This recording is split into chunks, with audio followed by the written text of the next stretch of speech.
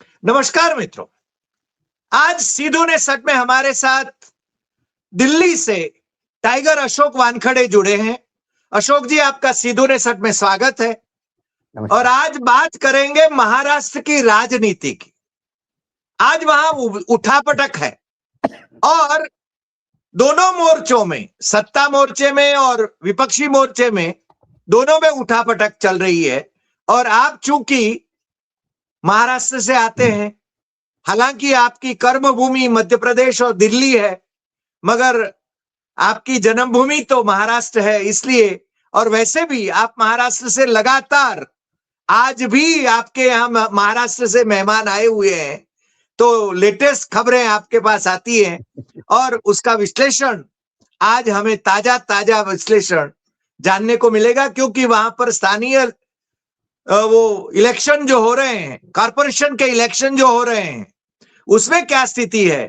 वो एक ही मोर्चे के लोगों को तोड़ने की बात चल रही है और एक दूसरे के साथ लड़ रहे हैं, सामने आमने सामने लड़ रहे हैं। तो आप उस पर हमें जरा, हमारे दर्शकों को जरा अवगत करें, बस यही तो प्रार्थना है। आपका फिर से एक बार स्वागत है अशोक जी। नमस्कार। आप प्रार्थना नहीं, आप आदेश दे सकते हैं भाई। आपके और मेरे संबंध आदेश के हैं और मैं आपका अनुज हूं, तो आदेश आपका सर आंखों पे। It is nice of you. मैं आपको थोड़ा सा पीछे ले जाता हूं। भारतीय जनता पार्टी ने जैसे जैसे अपने आप को भारत में स्थापित करना शुरू कर दिया, उनका एक और हर राजनीतिक दल का होना चाहिए, मैं इसको गलत नहीं मानता। सोच गलत नहीं है, उस लक्ष्य गलत नहीं हो सकता। लक्ष्य को साधने के लिए जो आप रास्ते अपनाते हो वो गलत हो सकते हैं, वो सही हो सकते हैं। तो कांग्रेस तो आजादी के पहले से लड़ रही थी, कांग्रेस थी, एक ही राजनीतिक दल था। उसके बाद हमारे यहाँ वामपंथी दल भी आए, हमारे यहाँ कुछ फिर जनसंघ, राइटिस्ट, आजादी के पहले से हिंदुत्व वाले विचारधारा वाले, और उसी को आगे लेते हुए भारतीय जनता पार्टी की स्थापना हुई। और भारतीय जनता पार्टी 2014 के बाद थोड़ी आक्रामक हो गई कि हर राज्य में हमारी सरकारें होनी चाहिए। पहले मिली-जुली सरकारें, फिर जिसके साथ बन के मिली-जुली सरकारें बनती है उसको खाकर वो अपने आप में स्थापित करते हैं। वाह, फिर सही बात। आपने देखा कि एक समय था कि राजस्थान में भी मिली-जुली सरकार होती थी, लेकिन वसुंधरा के समय पहली बार अपने बलबूते पे वह बीजेपी ने सरकार बनाई। मध्य प्रदेश एक उनका गढ़ था।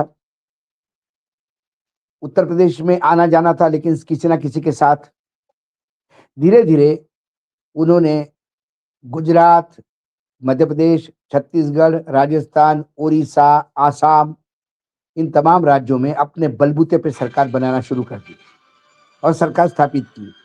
अब उनके लिए एक जो सबसे अहम जो है वो है कि किसी भी हालत में हमें अब महाराष्ट्र में भी अपने बलबूते पे सरकार बनानी है, क्योंकि महाराष्ट्र एक तो पैसे वाला राज्य है, रेवेन्यू जनरेटिंग राज्य है। मुंबई ये सबसे बड़ा अट्रैक्शन है और गुजरातियों को तो मुंबई से एक विशेष प्रेम है, क्योंकि जब भाषा पे प्रांत बने नहीं थे तब गुजरात और महाराष्ट्र ये एक ही राज्य हुआ करता था, मुंबई राज्य। मुंबई राजधानी थी, पूरा पश्चिम महाराष्ट्र, थोड़ा खानदेश का भाग, वो सारा जुड़ा हुआ था उससे, और आपका गुजरात ऐसा एक राज्य था। लेकिन फिर मराठी भाषिक जब इकट्ठा हुए तो सीपी बेरार से विदर्भ निकला, थोड़ा खानदेश का भाग निकला, निजाम से मराठवाड़ा आया, मुंबई के साथ पश्चिम महाराष्ट्र और थोड़ा, यदि मैं कहूं कि नॉर्दर्न महाराष्ट्र, वो आ गया और एक संयुक्त महाराष्ट्र बना। आज भी उसको संयुक्त महाराष्ट्र कहते हैं और इसकी राजधानी मुंबई थी। तो राजधानी को लेकर झगड़ा था, ये हैदराबाद और तेलंगाना वाला झगड़ा था। जी जी। मुंबई मराठी चाहते थे और गुजराती भी मुंबई चाहते थे।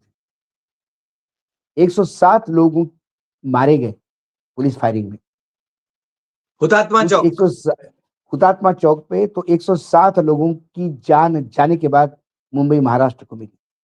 तो वो कहीं ना कहीं वीक पॉइंट है कि मुंबई पे भी राज करना है। तो सबसे पहले शिवसेना होते हुए बीजेपी अपने बलबूते पे नहीं आ सकती थी, तो शिवसेना को तोड़ा। फिर एनसीपी कांग्रेस को हमेशा समर्थन देती है और कांग्रेस और एनसीपी मिलकर ही साथ सरकार बनाते थे, तो एनसीपी को तोड़ो।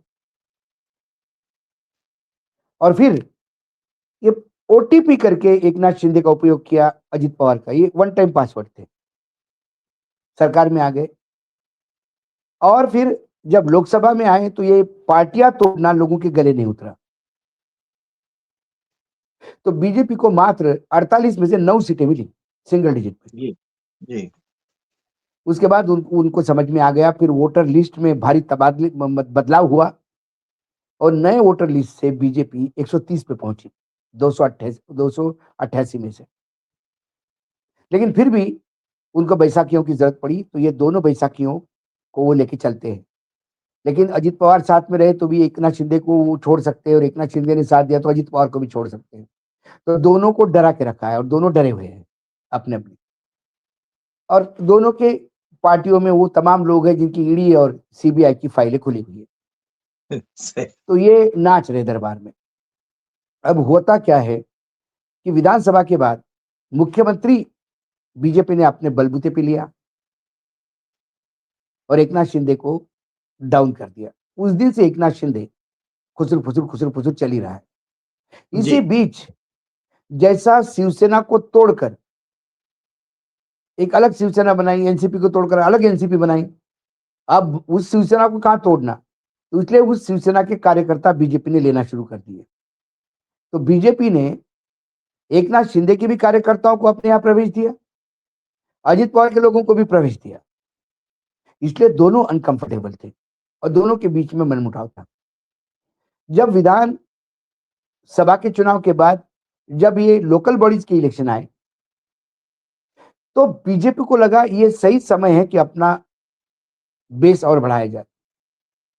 तो कई जगह बीजेपी ने इन दोनों को छोड़ दिया, ओह अकेली लड़ी, कुछ नए गठबंधन किए। इन दोनों के पास भी रास्ता नहीं था। इन दोनों ने भी मतलब कई जगह आपको ताज्जुब लगेगा कि बीजेपी के खिलाफ सारे लोग इकट्ठा हो गए, कांग्रेस, एनसीपी, दोनों शिवसेना। ओह कहा बीजेपी और एकनाथ शिंदे आमने सामने लड़ रहे कोकण में। नारायण राणे के दोनों ही बेटे एक दूसरे के खिलाफ है, एक एकनाथ शिंदे के साथ लड़ रहा है, एक बीजेपी के लिए लड़ रहा है, और दोनों एक दूसरे की सब बता रहे, दोनों एक दूसरे की असलियत। तो ये पूरे महाराष्ट्र में हुआ। लेकिन मैंने पहले ही कहा था कि इसके नतीजों से मुझे कोई ज्यादा फर्क पड़ता दिखाई नहीं दे रहा है। उसका जी मुख्य कारण है मतदाता सूची। जिस मतदाता सूची ने इनको 130 सीटें दिलवाई और अजित पवार जिसके पास एक विधायक नहीं था उसको 42 सीटें मिली, बताओ। एक एक मतलब एमपी नहीं था, एक सांसद एमपी नहीं नहीं था, था, लोकसभा एक में एक नहीं था। तटकरे कोकण से आया अपने बलबूते पे। लेकिन तटकरे इस लोकल बॉडीज में निपट गए पूर्ण रूप से। तो बीजेपी ने अपना बेस बढ़ाने के लिए अपने बलबूते पे चुनाव लड़ा। मतदाता सूची उनके फेवर में थी, इसलिए नतीजे यही आने थे। जो 21 तारीख को नतीजे आए, 288 टोटल जगह थी, मतलब 246 नगर पालिका और 42 नगर पंचायत। इस 288 में कुल 6,859 यानी 6,859 मेंबर्स थे, कारपोरेटर्स जो भी कहो आप उनको। अब 288 में से बीजेपी को 117 मिले, एकनाथ शिंदे की शिवसेना को 53 मिले, अजित पवार की पार्टी को 37 मिले, कांग्रेस को 28 मिले, उद्धव ठाकरे को मात्र 9 मिले और शरद पवार को 7 मिले। ओह अदर्स 37 आ गए। अदर्स कौन? कई जगह शहर में लोगों ने अपना एक मंच बना लिया। एकनाथ शिंदे किसके साथ लड़ रहे हैं, कौन किसके साथ लड़ रहा है, शहर ने अपना एक मंच बना दिया कि भैया शहर की अपने को आगे करना है। पंढरपुर विट्ठल जो हमारा सबसे बड़ा दैवत माना जाता है, जी वो पंढरपुर में अदर्स में है। पंढरपुर उन्होंने विठ्ठल विचार मंच बनाया और वो ठोक दिया, वो जीत गए सब। तो ये 37 है। अब यदि मैं सेक्शन वाइज जाऊं तो कांग्रेस ने आज भी विदर्भ में बता दिया कि उनकी अभी भी विदर्भ में साख है। विदर्भ में बीजेपी को 55, एकनाथ शिंदे को 11, अजित पवार को 2, कांग्रेस को 19, उद्धव ठाकरे को 2 और शरद पवार को 4 जगह पे विजय मिली। आप आएंगे मराठवाड़ा में, मतलब औरंगाबाद पुराना जो अभी संभाजी नगर और वो इलाका जो है, वहां बीजेपी को 17, शिवसेना को 11, शिवसेना मतलब एकनाथ शिंदे को, अजित पवार को 11, कांग्रेस को 4, उद्धव ठाकरे को 2 और समाजवादी को 2। पश्चिम महाराष्ट्र की बात करें तो बीजेपी को 23, शिवसेना को 12, एनसीपी को 4 मतलब अजित पवार को, कांग्रेस को 2, उद्धव ठाकरे और शरद पवार तो वहां शायद खाता भी नहीं खोल पाए। उत्तर भारत में 14 सीटों पे बीजेपी है, 14 जगह पे। उत्तर महाराष्ट्र, उत्तर महाराष्ट्र में, हाँ सॉरी। और एकनाथ शिंदे के पास 12, एनसीपी के पास 4, कांग्रेस के पास 2, बाकी किसी के पास कुछ नहीं। कोकण में जो शिवसेना का गढ़ हुआ करता था एक जमाने में उद्धव ठाकरे का, वहां बीजेपी को 5 मिली, एकनाथ शिंदे को 8 मिले, अजित पवार को 3 मिले, कांग्रेस को 1, उद्धव ठाकरे को 1 और शरद पवार को 1। ये स्थिति रही।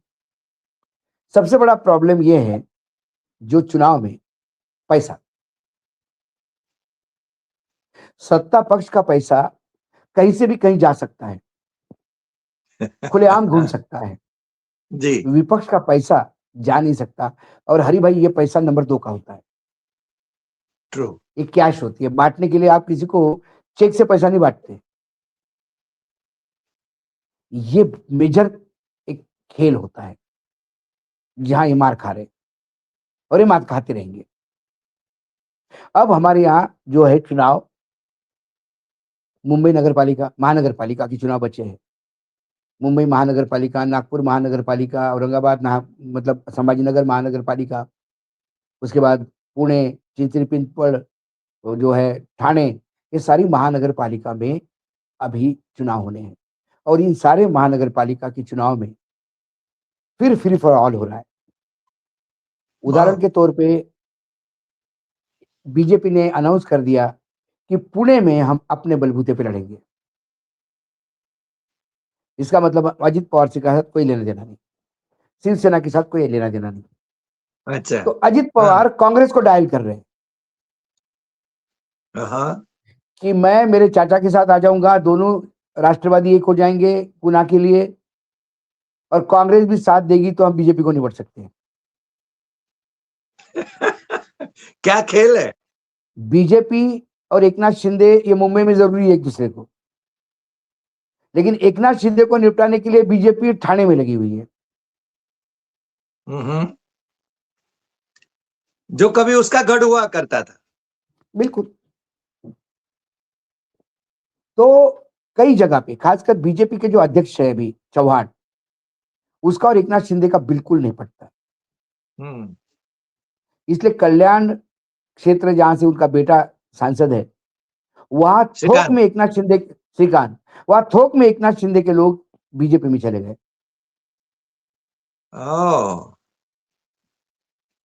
तो कुल मिलाकर जब मैं ये देखता हूं सिनेरियो, और बहुत ही हॉरिबल सिनेरियो है हमारे यहाँ।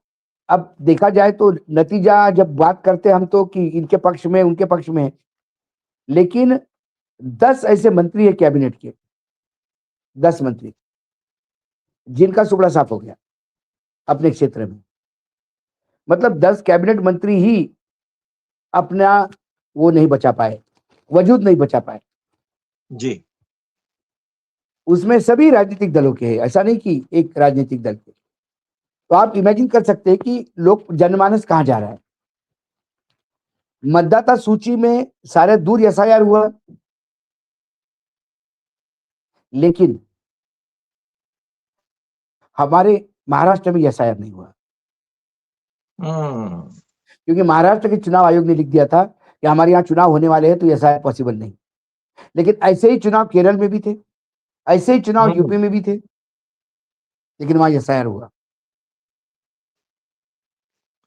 क्योंकि एसआईआर वहां जरूरत नहीं है। जो खेल एसआईआर के द्वारा आप मतदाता सूची में करते हो, वो ऑलरेडी आपने विधानसभा चुनाव में ही कर दिया है। सही बात है। करोड़ों के तादाद में वोट बढ़ गए। लोकसभा और विधानसभा में भारी तफावत है वोट की। ये वोट चोरी का तो एक एक केस एक एक जगह का सबूत के साथ पेश किया, लेकिन मानता कौन है कि वोट चोरी हुई है? कोई मानने को तैयार नहीं।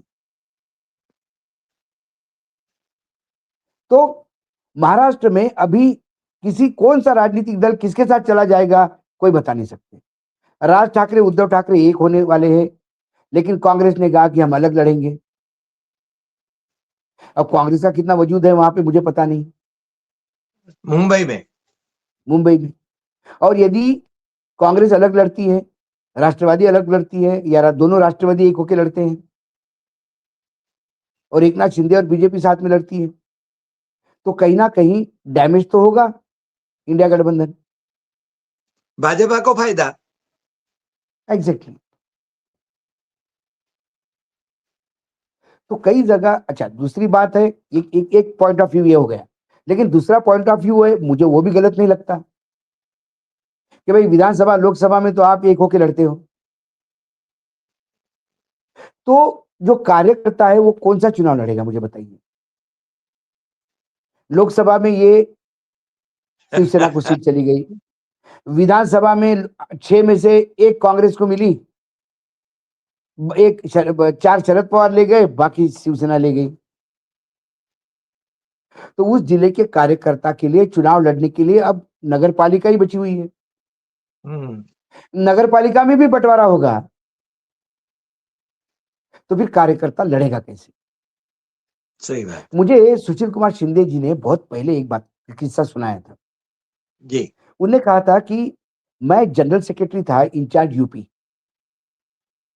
तब पहली बार मायावती के साथ कांग्रेस का गठबंधन हुआ।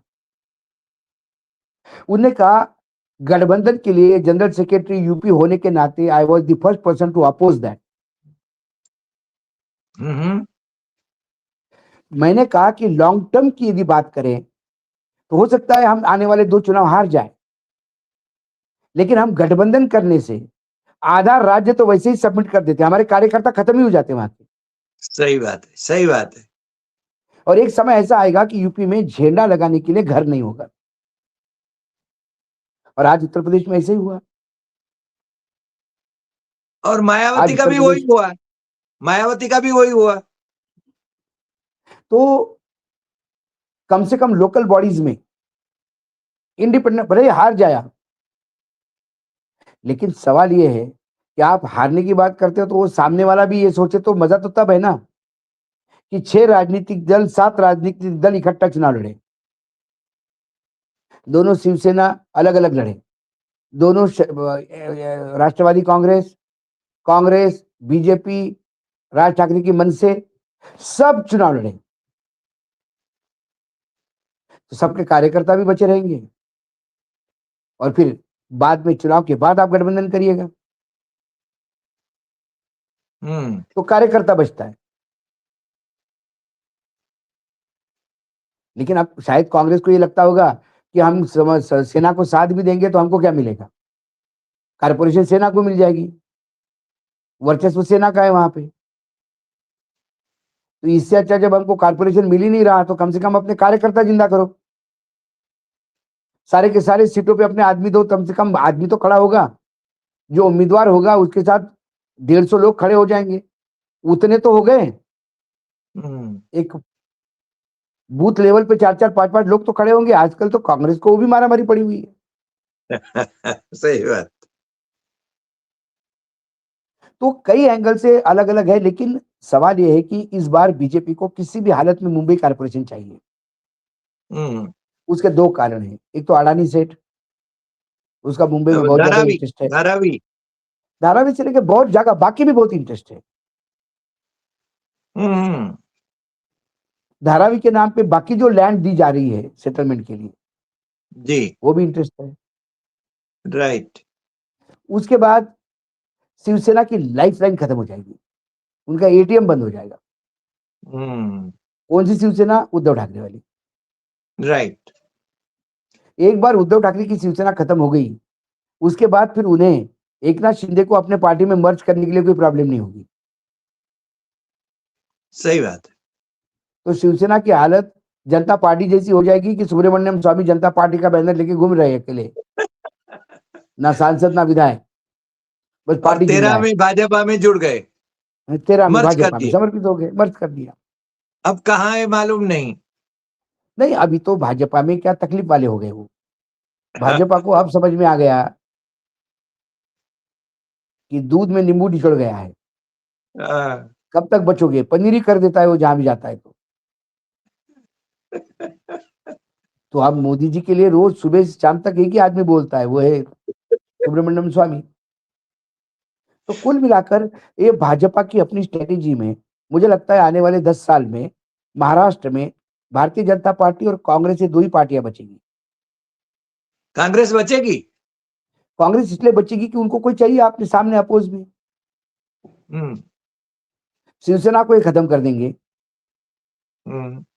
देखिए ना, उद्धव ठाकरे की शिवसेना कितने कम सीटों पे आ गई। हाँ, निपट गए, दो निपट गए। निपट ही गए, निपट ही गए। आपका कोंकण, आपका मराठवाड़ा, मतलब जो संभाजी नगर, जो औरंगाबाद कहते थे, वो आपका घर था, वहां पे भी आप निपट गए।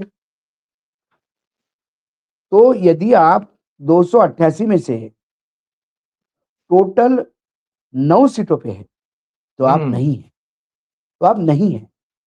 और एनसीपी शरद पवार भी तो शरद पवार है तब तक। 7 पे रहे हो। हाँ। और सुप्रिया के भाषण संसद में जो सुनते हैं, वो तो मोदी जी के चालीसा हो रहा है। कई बार, कई बार। हम्म। तो कुल मिलाकर उनको एक कांग्रेस चाहिए सामने और भाजपा, क्योंकि जहां भाजपा और कांग्रेस आमने सामने है, वहां भाजपा को इजी जाता है लड़ना। रीजनल अच्छा। पार्टी से कांग्रेस तकलीफ में आ जाती है, राइट। क्योंकि कांग्रेस एक तो वेरी इजी सेलेबल ये है।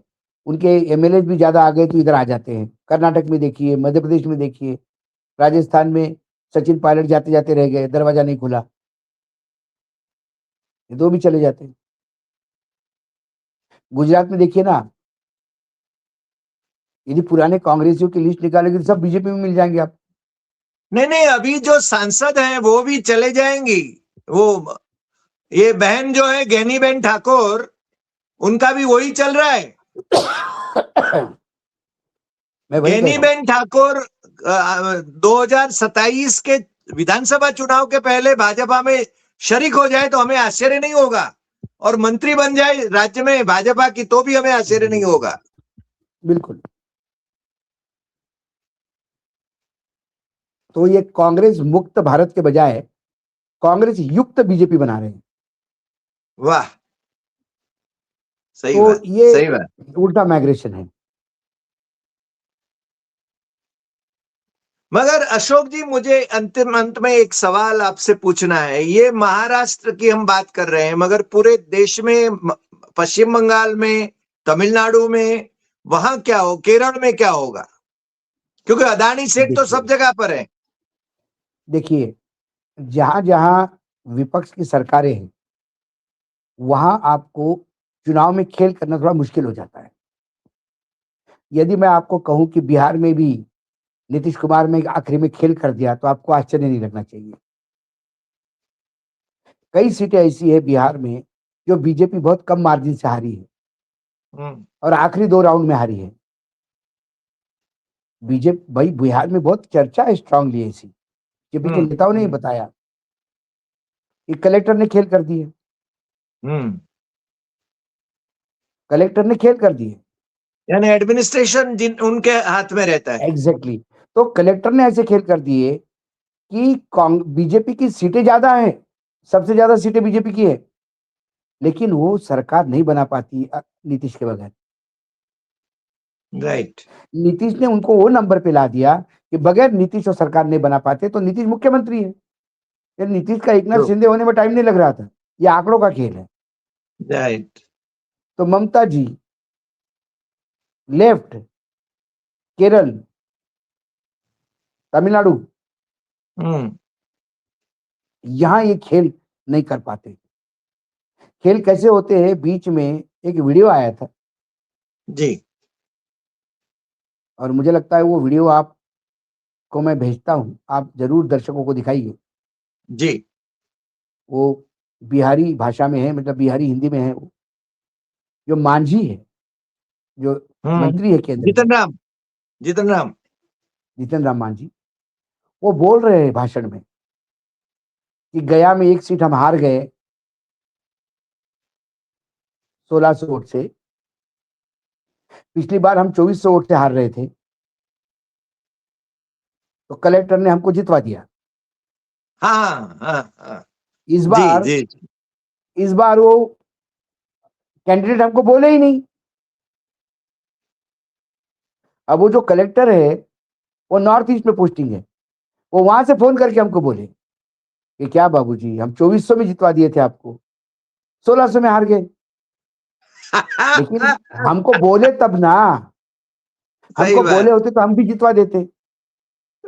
This is who is speaking, one of the Jitan Ram ministers Manjhi, of Narendra Modi, केंद्रीय केंद्रीय मंत्री मंत्री नरेंद्र मोदी के। पब्लिकली बोल रहा है, उस अधिकारी का नाम ले रहा है। इसके बावजूद चुनाव आयोग कहता है कि अफिडेविट दो। हम्म। क्या करें सर, तो क्या यही करें, चलेगा क्या? यही चलेगा। मैंने कहा ना, डॉक्टर ने कहा कि इस जो फोड़ा है इसको बड़ा होने दो, पकने दो, तब चीरा लगेगा। अभी सिर्फ पेन किलर लो। This boil has to be operated, but it has to grow to its maximum, जिसको पकना कहते हैं हिंदी में। नहीं then will be Wankhede ji, operated. नहीं वानखड़े जी, वो ऑपरेशन कैसे होगा? नेपाल और बांग्लादेश की तरह या और कोई रास्ता होगा? ऑपरेशन, डॉक्टर इस देश में एक ही है, 143 करोड़ की जनता, वही डॉक्टर है और वही इलाज करती है। आप ही के गुजरात के हॉस्टल से शुरू हुआ झगड़ा, मोरबी इंजीनियरिंग कॉलेज, हाँ। इंजीनियरिंग कॉलेज का झगड़ा, ऐसे वातावरण में तब्दील हो गया कि इंदिरा गांधी जैसे सशक्त नेता को सत्ता से उतार दिया। लेट्स होप तो कि जनता जागे, लेट्स होप कि जनता रास्ते पर आए। आएगी, आएगी, लेकिन वो पूरा होने दो। पकने यू दो। हैव टू वेट, पकने दो।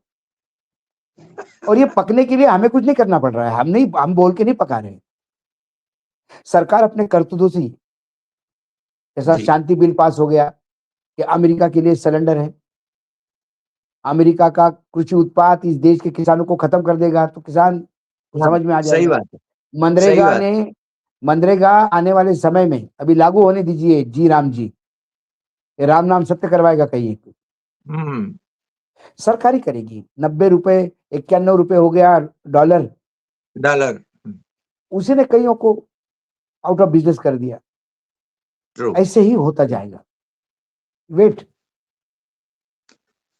चलिए साहब, अशोक जी, आज आपने काफी संकेत में दे दिए। महाराष्ट्र की बात तो कर ही ली कि महाराष्ट्र में दो ही पार्टी बचेगी, क्योंकि भाजपा और कांग्रेस को इजी टू मैनेज है ऐसा लग रहा है, इसलिए वो बचेगी। और फोड़ा पकने दो, जनता इलाज कर देगी।